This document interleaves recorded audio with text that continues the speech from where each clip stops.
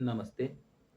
आज हम संधि प्रकरण सीख रहे हैं और संधि प्रकरण का सवर्ण दीर्घ संधि हम इस आज के पाठ में सीखेंगे। और इस सवर्ण दीर्घ संधि के अध्ययन के क्रम में हम पहले तो दीर्घ संधि के सूत्र सीखेंगे, सूत्राणि। उसके बाद सूत्राणाम सोदाहरणम अध्ययनम, सोदाहरणम अर्थात उदाहरण के साथ। उसके बाद दीर्घ संदेह उदाहरणानि, यानी अध्ययन होने के बाद उसके ढेर सारे उदाहरण देखेंगे। और तत्पश्चात अभ्यास भी हम दीर्घ संधि का करेंगे। तो सर्वप्रथम हम देखने जा रहे हैं दीर्घ संधि के सूत्र, किन किन सूत्रों से कौन कौन सा काम होगा। प्रिय छात्रों, ये 4 दीर्घ संधि के सूत्र आप लोग अभी पटल पर देख रहे हैं। तो इन चारों सूत्रों को आप कंठस्थ कर लीजिए, स्मरण कर लीजिए, याद कर लीजिए। इन्हीं चारों सूत्रों के आधार पर हमारा सवर्ण दीर्घ संधि का कार्य किया जाएगा। सूत्राणाम सोदाहरणम अध्ययनम। अब हम इन सूत्रों का अध्ययन करेंगे, लेकिन ये अध्ययन के साथ सोदाहरणम यानी एक उदाहरण को साथ में लेकर, उदाहरण के साथ हम एक एक सूत्र का अध्ययन करेंगे।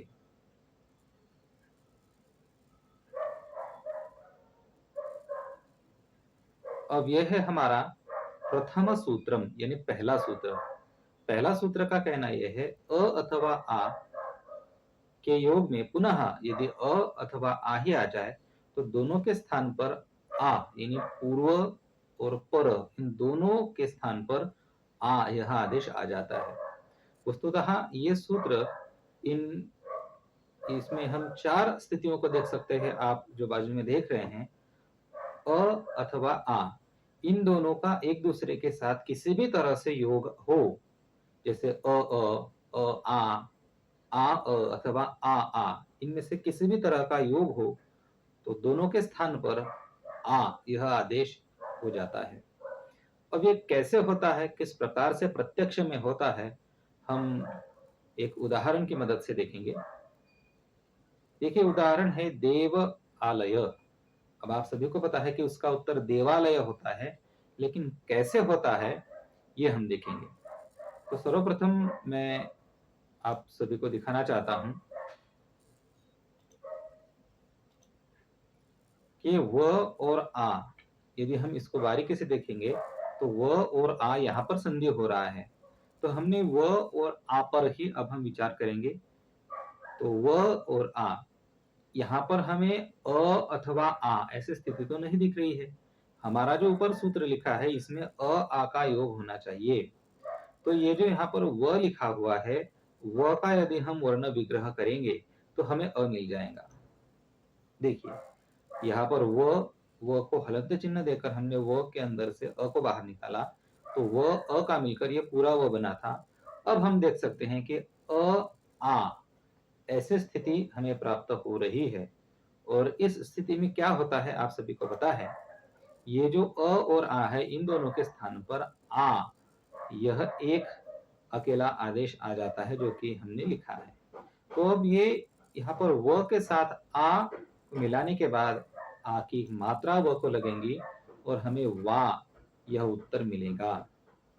तो इस प्रकार से हम देख सकते हैं कि देव आलय में व आ का संधि हुआ था, तो व आ से मिलकर वा बना था।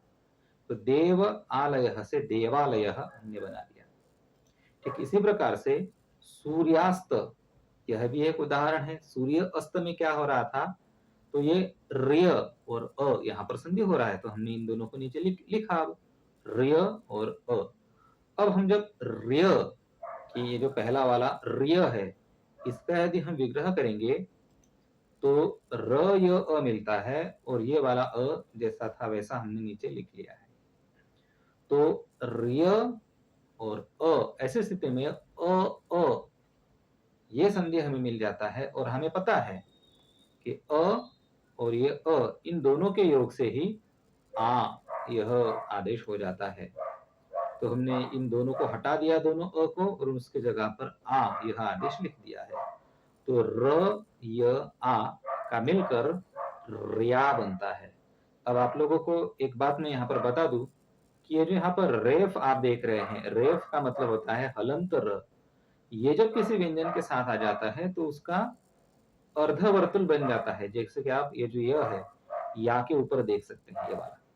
तो इस प्रकार से सूर्य अस्त से सूर्यास्त यह शब्द बन गया है। तो इस प्रकार से हमने ये जो हमारा पहला वाला सूत्र है, इसका सोदाहरण अभ्यास किया है, यानी उदाहरण के साथ अध्ययन किया है। अब हम इस सूत्र से बने हुए कुछ और शब्दों को देखेंगे, यानी इसके उदाहरण देखेंगे। देवालय शब्द का उदाहरण तो हमने अभी अभी देख लिया है। हिम आलय यानी हिमालय, यानी हिमालय पर्वत। उसके बाद मंत्र आलय यानी मंत्रालय, मिनिस्ट्री। आलय का मतलब होता है जगह, स्थान या फिर घर, और मंत्र आलय यानी ऐसी जगह जहां पर मंत्र होता हो। अब यहाँ पर मंत्र का मतलब सिर्फ पूजा का मंत्र नहीं होता है, संस्कृत भाषा में मंत्र शब्द का अर्थ वाक्य बोलना भी होता है। तो ऐसी जगह जहां पर आकर मंत्री लोग मंत्रणा करते हैं, बोलते हैं, वो मंत्रालय यानी मिनिस्ट्री। आगे है रुग्ण आलय, रुग्णालय, रुग्णों का घर, रुग्णों की जगह, रुग्ण यानी रुग्ण का मतलब होता है मरीज। तो मरीज जहां आकर रहते हैं वो मरीजों का घर यानी दवाखाना, हॉस्पिटल, अस्पताल। अगला शब्द है दैत्य अरिहि। अरि का मतलब होता है दुश्मन, और दैत्य यानी राक्षस, डीमन, दानव। तो दैत्यारिहि यानी देव, भगवान, जो दैत्यों को, दानव को, राक्षसों को मारते हैं। इसी प्रकार से रावणारी शब्द बना है, देखो, रावण अरि से मिलकर। अब रावण का अरि कौन है, रावण का दुश्मन कौन है, रावण को मारने वाला कौन है, तो राम है। तो रावणारी यानी राम। देखिए अगला शब्द है राज आज्ञा। आज्ञा शब्द का मतलब होता है आदेश, ऑर्डर। तो राज आज्ञा यानी राजा की आज्ञा, राज आज्ञा। देव आज्ञा, देव आज्ञा।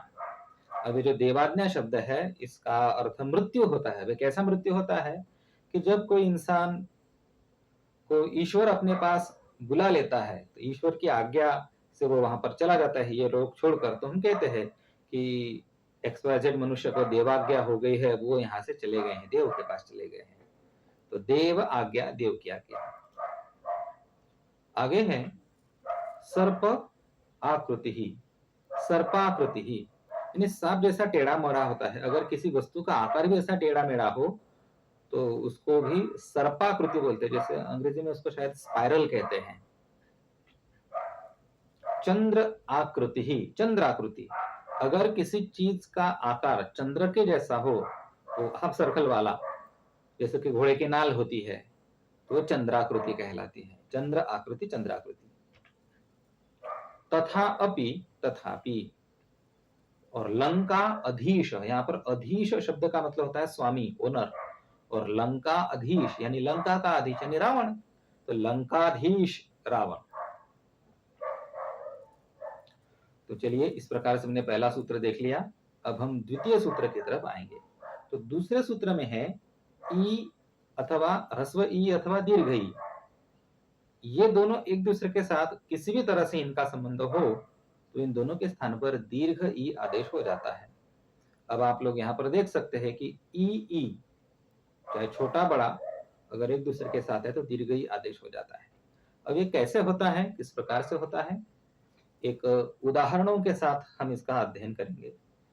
जैसे कि पहला उदाहरण है कपि ईशः। तो कपि का मतलब होता है वानर, और ईशः यानी भगवान, देव। और हमें पता है कि वानर में वानर देवता है हमारे हनुमान जी।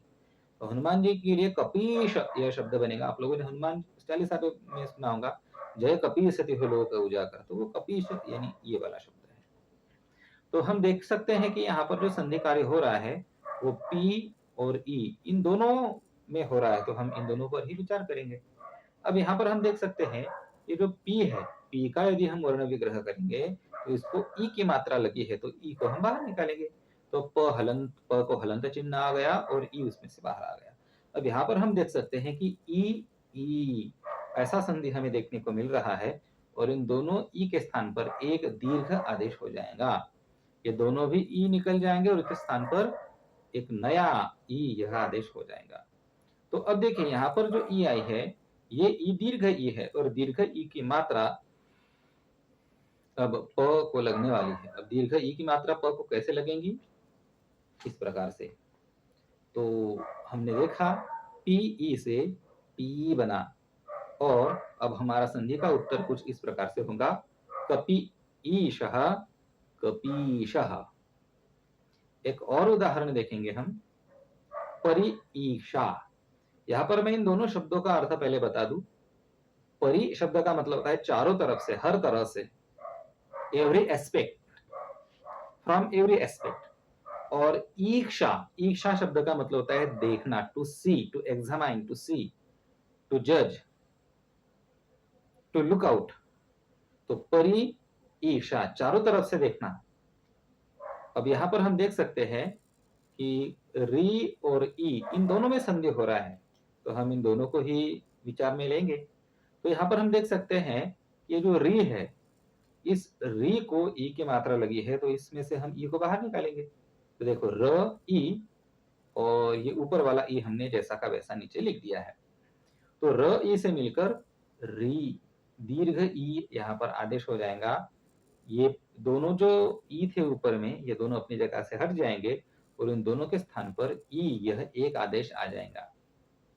तो ई दीर्घ ई की मात्रा र को लगेंगी और री ऐसा शब्द हमें देखने को मिलेगा। तो इस प्रकार से परीक्षा से परीक्षा ऐसा शब्द हमें देखने को मिला। अब यहाँ पर परीक्षा शब्द का मतलब आप सभी को पता है एग्जामिनेशन। अब एग्जामिनेशन में क्या होता है कि आपका जो संबंधित विषय का ज्ञान है वो हर तरफ से, इन एवरी एस्पेक्ट्स देखा जाता है, तो इसीलिए उसको परीक्षा कहते हैं। ध्यान देखिए, हमेशा परीक्षा शब्द में र के ऊपर जो ई की मात्रा है वो हमेशा दीर्घ ई की मात्रा आएगी। और वो क्यों आएंगी? क्योंकि वहां पर दो ई थे, तो दो ई की वजह से यहाँ पर दीर्घ मात्रा हो गई। तो इसके कुछ हम उदाहरण देखेंगे, जैसे कि गिरी ईश, गिरीश यानी पर्वतों का ईश, पर्वतों का स्वामी। श्री ईश, श्रीश, यहाँ पर श्री शब्द का अर्थ होता है लक्ष्मी और ईश का मतलब होता है भगवान। लक्ष्मी के भगवान, लक्ष्मी के देवता, लक्ष्मी के स्वामी होते हैं भगवान विष्णु। तो श्रीश यानी भगवान विष्णु। यहाँ पर दो बड़े ई आकर मिले हैं तो एक ही बड़ा ई हो जाएगा। अब यहाँ पर देखिए एक नया शब्द मैं दे रहा हूं और ये विशेष शब्द है। इसको आप लोग देख सकते हैं कि स्थूल अक्षरों में यानी बोल्ड अक्षरों में मैंने लिखा है। क्यों लिखा है? क्योंकि ये शब्द विशेष है। क्यों विशेष है मैं आपको समझाता हूँ। देखिए यहाँ पर मही और ईश इन दोनों शब्दों में संधि हुआ है। मही शब्द का अर्थ होता है पृथ्वी, अर्थ, जहां पर हम रहते हैं। और ईश का मतलब होता है स्वामी। अब आप लोग बताइए बच्चों मुझे कि मही ईश से जो महीश शब्द बना है, तो मही का ईश यानी पृथ्वी का स्वामी, पृथ्वी का ओनर, पृथ्वी का मालिक कौन होता है? तो वो होता है राजा। तो इसी तरह से महीश इस शब्द का अर्थ बना है राजा। अब ये शब्द विशेष क्यों है? क्योंकि एक महेश नाम का शब्द आप लोगों ने सुना होगा, महेश, वो महाईश, ऐसा वो अलग संधि है। लेकिन महीश शब्द के साथ बच्चे हमेशा इसका कंफ्यूजन कर लेते हैं और परीक्षा में गलत उत्तर लिखते हैं। इसलिए इस शब्द के बारे में सावधान रहना। महीश यानी राजा, और जब मैं कहूंगा महेश तो उसका मतलब बनेगा भगवान शंकर। वो गुण संधि का उदाहरण है, तो गुण संधि में भी हम उसको देखेंगे। अगला शब्द है अधीश। अभी हमने पहले सूत्र में देखा था लंका अधीश, लंकाधीश। तो अधीश का मतलब होता है स्वामी। देखिए, कवि ईश्वर, कवीश्वर यानी कवियों का ईश्वर। आगे है काशी ईश्वर, काशीश्वर, काशी का ईश्वर यानी भगवान शंकर।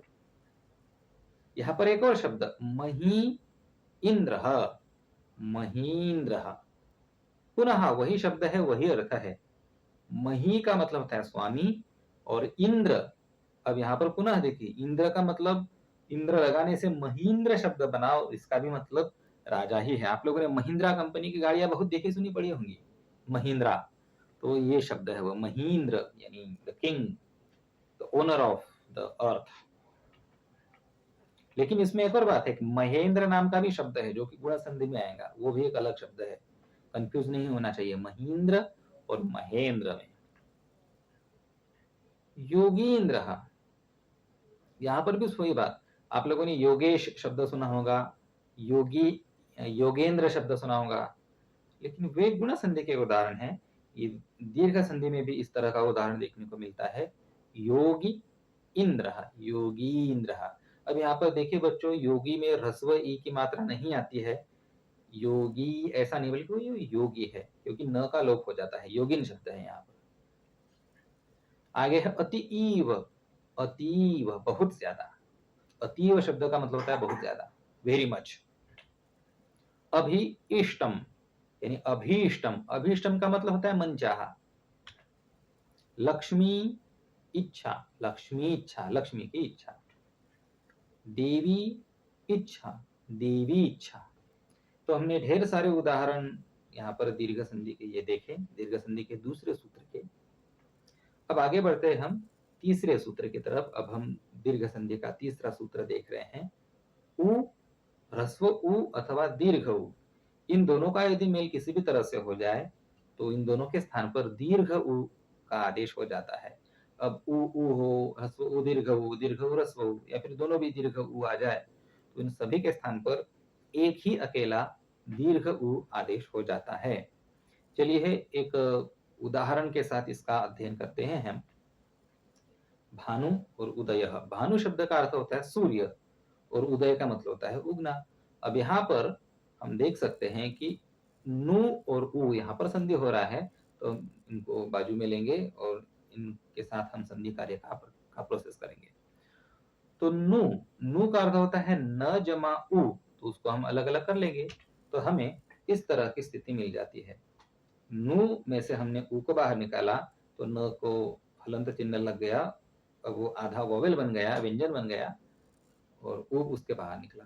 अब यहाँ पर हम देख सकते हैं उ ऐसी स्थिति हमें प्राप्त हो गई है, और इन दोनों के स्थान पर ये दोनों अपनी जगह से हट जाएंगे और उनके स्थान पर ये वाला दीर्घ उ आदेश हो जाएगा। ये ह्रस्व उ पुनः ह्रस्व उ, इन दोनों के साथ के जगह पर दीर्घ उ आदेश इस प्रकार से हो जाएगा। अब ये जो हमारा यहाँ का न है, इस न को इस उ की मात्रा लगेंगी तो ये कैसा दिखेगा? दीर्घ उ की मात्रा लगने से उकार इस तरह से दिखता है।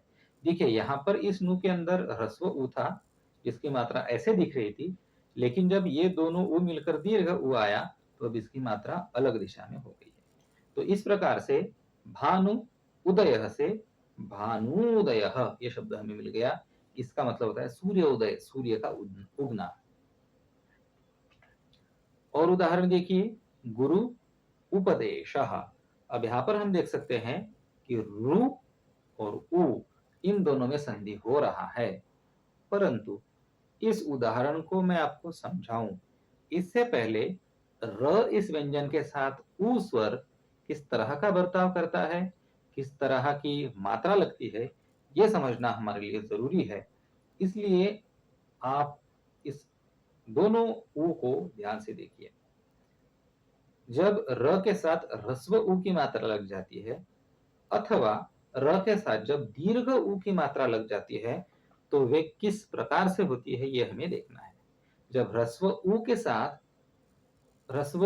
माफ कीजिए, र के साथ जब ह्रस्व उ की मात्रा लग जाती है तो वो मात्रा बस एक हाफ सर्कल होता है, छोटा सा अर्धवर्तुल होता है। लेकिन अब हम देखेंगे र के साथ दीर्घ उ की मात्रा जब लगेंगी तो क्या परिवर्तन होता है। जैसे कि आप लोग यहाँ पर देख रहे हैं, ये जो वो है उसके अंदर एक छोटा सा, यहाँ पर एक छोटा सा वर्तुल, छोटा सा सर्कल इसके अंदर हो जाता है। इस बात का आपको ध्यान में ख्याल रखना है। ह्रस्व उ की मात्रा देखिए यहाँ पर कैसी है, और दीर्घ उ की मात्रा र के साथ, सिर्फ ये खास विशेष र इस व्यंजन के साथ ही ये बात होती है, तो इस पर हमें ध्यान रखना चाहिए। तो अब इस बात को ध्यान में रखते हुए हम अब इस उदाहरण को पढ़ेंगे। कौन सा उदाहरण है वो? तो गुरु उपदेश। अब यहाँ पर हमें पता है कि रु और उ में संधि हो रहा है, तो यहाँ ये जो र है, इस र के साथ ऊ की मात्रा तो है, लेकिन कौन सा ऊ है यहाँ पर? ह्रस्व ऊ है कि दीर्घ ऊ है? यहाँ पर ह्रस्व ऊ है। तो इस ऊ को हम बाहर निकालेंगे, र को हलंत चिन्ह देंगे। तो यहाँ पर हम देख सकते हैं कि ऊ जमा ऊ ऐसी स्थिति हमें देखने को मिल रही है। तो ये दोनों के दोनों भी ऊ, ह्रस्व दोनों भी ऊ है, ये दोनों अपनी जगह से हट जाएंगे और दोनों की जगह पर, अरे माफ करना है, मैंने क्या लिखा है यहाँ पर?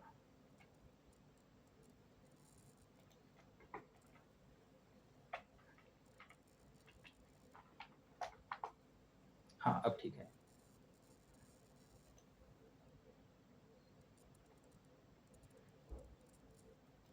मुझसे छोटी सी गलती हो गई थी। हम्म,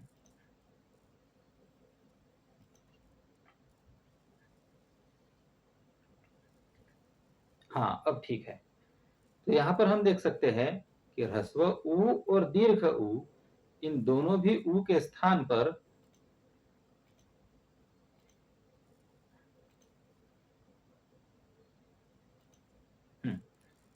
ये ह्रस्व ऊ और दीर्घ ऊ दोनों के स्थान पर एक दीर्घ उकार का आदेश हमें देखने को मिला है। अब मैंने आप लोगों को अभी अभी सिखाया था कि इस दीर्घ ऊ की मात्रा जब र के साथ लगेंगी तो वो कुछ इस प्रकार से देखेंगे। देखिए यहाँ पर ऊपर ह्रस्व ऊ की मात्रा लगी है र को, और यहाँ दीर्घ ऊ की मात्रा र को लगी है। तो इसी से आपका जजमेंट किया जाएगा, इसी से आपको मार्क्स मिलेंगे और इसी से आपके मार्क्स कटेंगे परीक्षा में। तो इस बात को ध्यान से देखिए, बिल्कुल इत्मीनान से पढ़िए। चाहे तो वीडियो को पॉज करके रखिए, चाहे तो स्क्रीनशॉट लीजिए, कुछ भी करिए, लेकिन इस उदाहरण को आपको गलत होने नहीं देना है, क्योंकि ये उदाहरण परीक्षा में बहुत बार पूछा जाता है, एक बेसिक कंसेप्ट है। तो चलो आगे बढ़ते हैं हम और कुछ उदाहरण देख लेते हैं इस सूत्र के।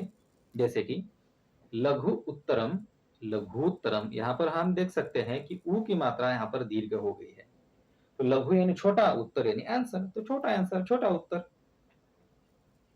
लघु ऊर्मि, यहाँ पर दीर्घ ऊर्मि शब्द का मतलब होता है लहर, और लघु ऊर्मि यानी छोटी लहर, लघुर्मि।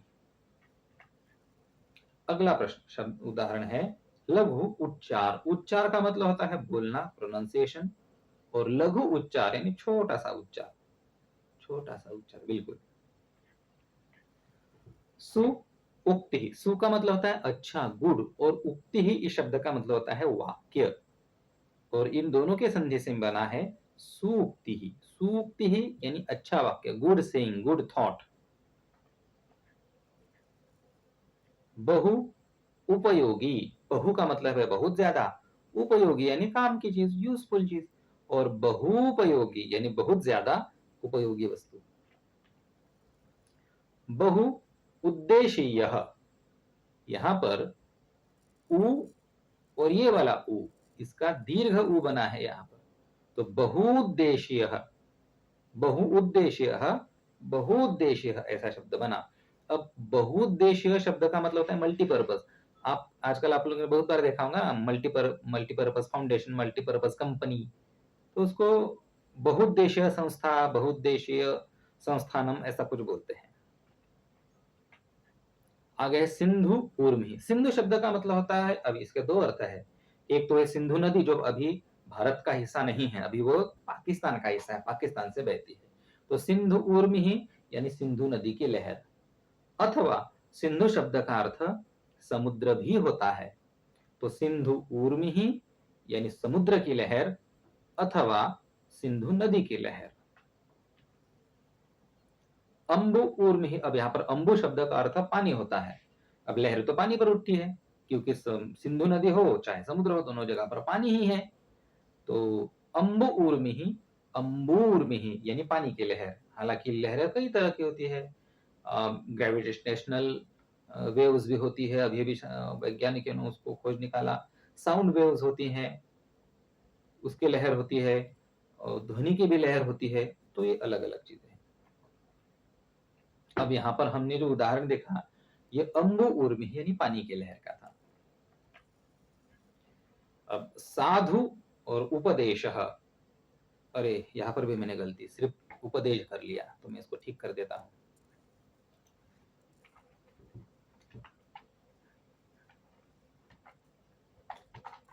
हाँ, अब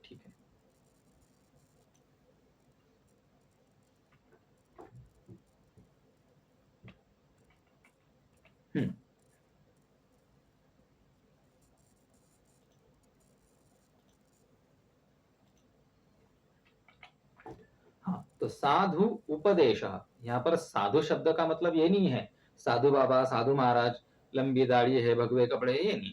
साधु शब्द का संस्कृत भाषा में अर्थ होता है सही, योग्य, बराबर, एप्रोप्रिएट, ये अर्थ होता है साधु शब्द का। तो साधु उपदेश, उपदेश शब्द का मतलब होता है सलाह, एडवाइस, और साधु उपदेश यानी सही सलाह, योग्य उपदेश।